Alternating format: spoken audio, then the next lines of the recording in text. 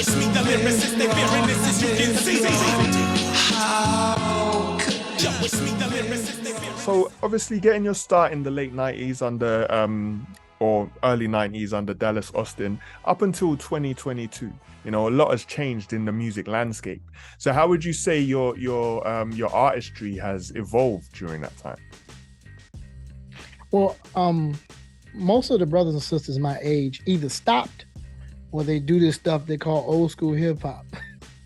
Me, I tried to, so let me give you an example. I tried to stay current.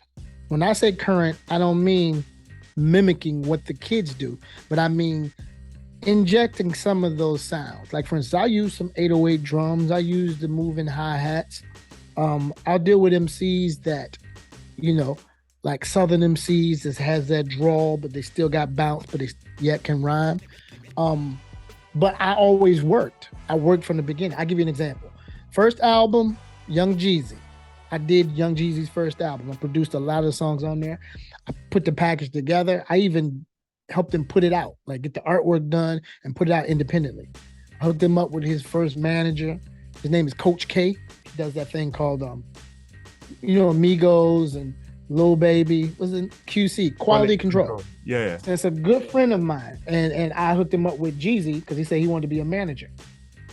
So, but we recorded that first album. And it was me, Lil Jon, the Attic Crew, Shawty Red, and a couple other producers produced those records for him.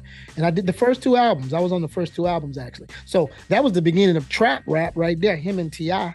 You know what I mean? So at that time, what was that? Late 90s, early 2000s, that was the beginning of this new sound that you hear. And like the big argument with him and T.I. is who started trap music?